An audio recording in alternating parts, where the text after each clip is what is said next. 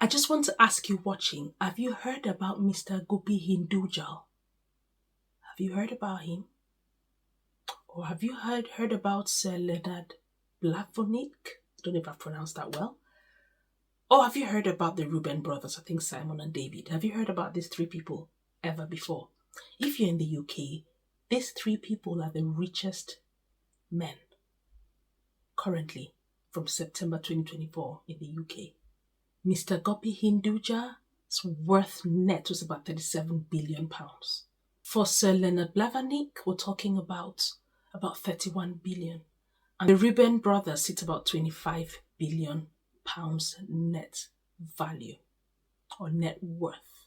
It is a lot of money. Do you know what similarities you, me, most of us watching this video have with these three persons, the three richest men in the UK? If you can guess right, put your comment, but I'll tell you, they are all immigrants. They were all immigrants. Just knowing this, I stopped playing the victim game. Because although being an immigrant, take it with a pinch of salt, if you migrate into this country, say as young as 10, 11, I'll take your status with a pinch of salt because you've had your formative years here. But if you came here as a grown-up, say like how I came in my early 20s, or even for university, your formative years have been done and most of your upbringing has been from where you've come from. And you'll always find out that you don't fit in somehow. And those are the people I consider true immigrants. And to be honest, all the top three people I talked about are true immigrants. So why do they stand out as being the top three wealthiest? We can keep going down the list. And I went through the top 20. Guess what I did not find? I did not find anybody within this community that I'm building. This community of immigrants. None. And there are a lot of reasons. I've had time to think, take stock, and watch the world pass me by. But the other thing, apart from the fact that they are immigrants, the one thing that we have very different, literally opposite spectrums, is one. They all came from a business background. They probably never worked in a normal 9-to-5 job for two reasons. Either they came from wealth, so they came from generational wealth, which their parents had acquired due to their business acumen, business minds from little generations, and they have now built wealth in their countries, come here, and gone into all sorts. Talking about the richest man, the Hinjura, his family are from the textile world, manufacturing in India.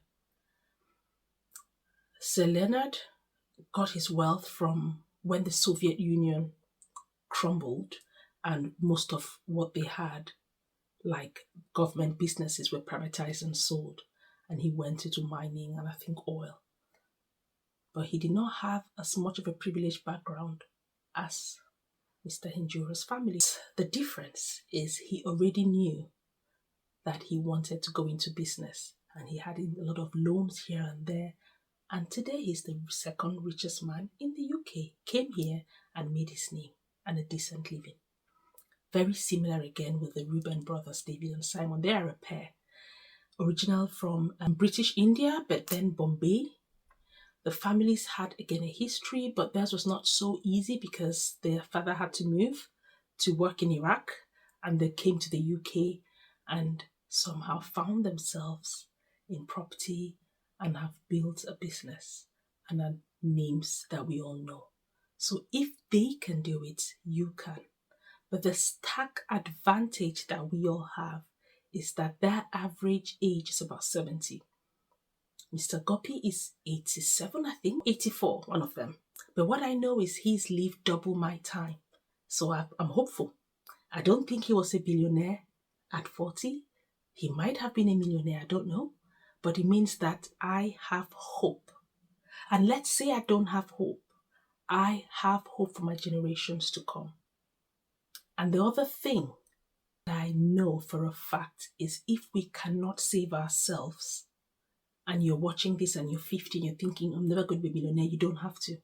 We just have to have the mentality so that our kids grow up and they are first generation Brits. They're African Brits. You know exactly how the drill is. When we see our kids and they're with their friends, what they say to them is, where are you from? London, Manchester, Birmingham. No, no, no, no, no. Where are you originally from? Oh, they'll say, you mean my parents?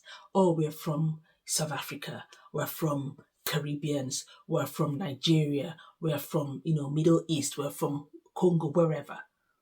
Because they attribute their parents, not them. These kids are they have the same opportunities as Jack's kids, a Brit, a white Brit. So there is really no reason why they shouldn't be top of this list if we have the knowledge to impact them. And I'm going to start the next series, the next episode, talking about my early life and my early life in the UK. The reason why I'm saying this is it's going to be long, but I'll pick out the important things that have shaped me to where I am today. If you notice any interviews or anybody who is asked or anybody who's made it and is being interviewed about their success, what's the first thing that they always ask? And this is not just those who've made it, even those who have had turbulent lives. They always say, what was your upbringing like? What were your earliest memories of childhood?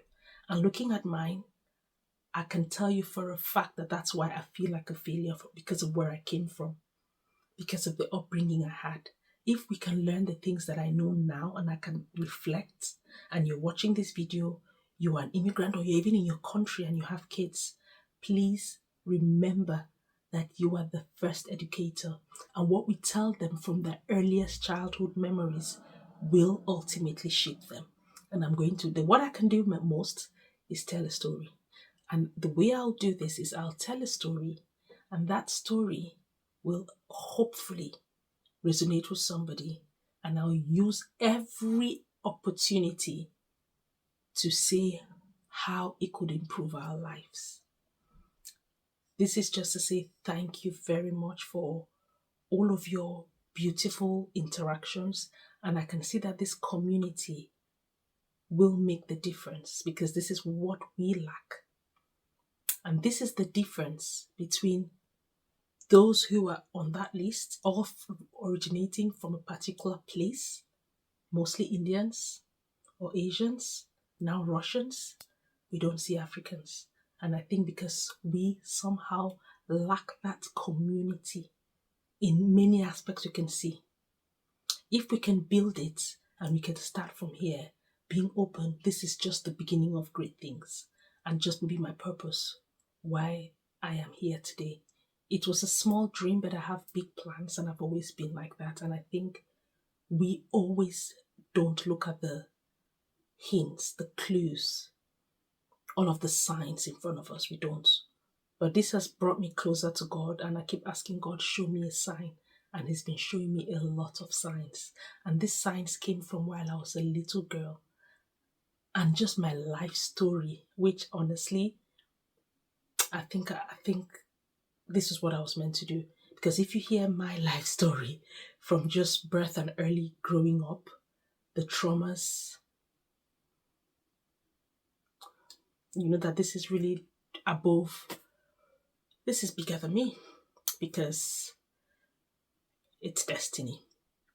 Thank you again, and I'll see you in part 1 of my life, of my younger life, and I'll take you through the journey and into my early coming into the UK in more detail so that you understand, because a lot of your comments is based on what I shared. A lot of things were left out, and naturally people will be on the firing seats or on the hot seats, and my partner happened to be. But when you hear the full story, you'll understand that we all have to take responsibility in life, and education is key. Knowledge is power.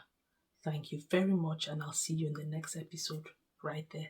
Thanks so much again, and of course, if you found this helpful, always leave your comments, and I promise to read a comment based on my last video. See you in my next video.